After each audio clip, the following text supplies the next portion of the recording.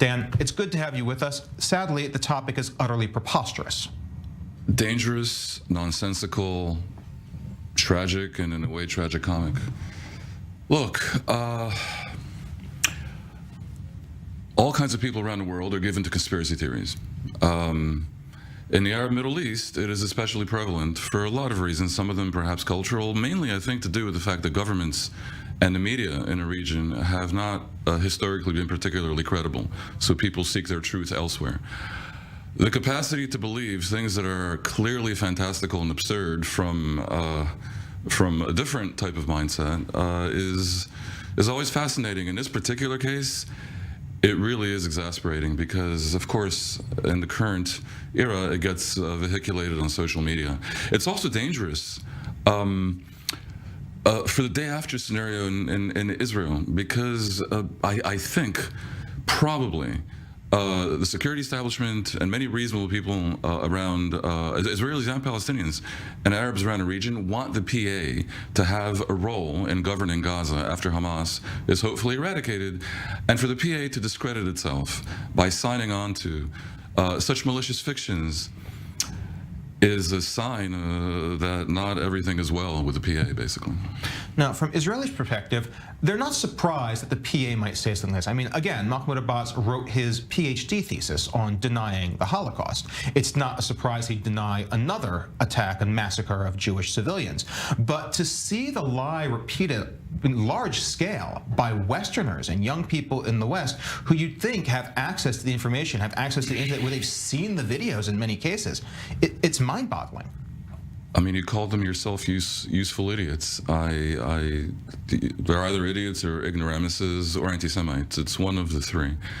I think most of the social media impact probably comes from the Muslim world. Remember, there's 1 billion Muslims.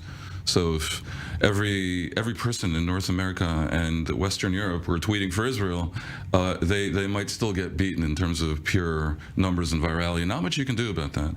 The danger is if important people, thought leaders, political leaders sign on to it, and I think the problem is lesser. I do not think that among the people that currently are running the West, this type of nonsense has currency. I really don't. Nonetheless, you certainly see some university leaderships and other centers of power and influence clearly being fearful to sign on fully to the Israeli narrative or to appear to be supporting Israel because of the zeitgeist that you rightly point out is something that has dangers. And one of the things that you mentioned, yes, the current leaders of the West might not be signing on to this sort of idiocy.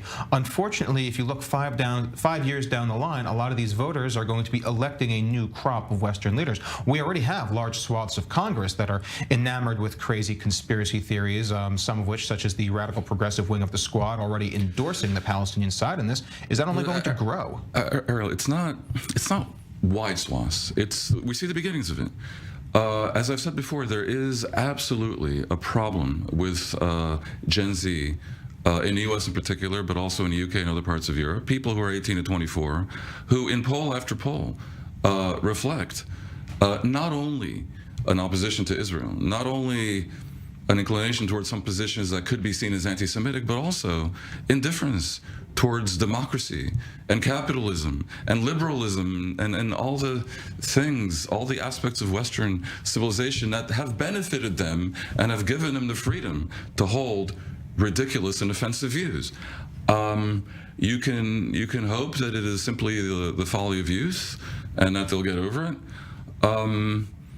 But it's also possible that the nature of societal disruptions of the past 20, 30, 40 years, and in particular, this generation's exposure to social media may have scrambled their brains to such an extent that some form of re-education may be needed. I agree with you that it is cause for alarm. I only say perhaps not yet despair. In many ways, we cannot only blame youthful ignorance and youthful stupidity. We also have enemies of the Western world, enemies of Israel, using these very platforms to manipulate. People on the younger generation getting the news from TikTok, which is more or less an outpost of the Chinese Communist Party and a tool to destabilize the West. We have major powers attempting to push these narratives too. At the end of the day, we have a choice of whether to try to regulate these platforms. We have a choice of potentially banning some of them. TikTok is a candidate for sure. But there's also another way of looking at this, which is that if you are a liberal democracy and if you do believe in freedom of speech is tested precisely when it is used by the offensive and the malicious. There are certain ways for democracy to protect itself against that. Obviously, not all speech is free. Hate speech perhaps is not.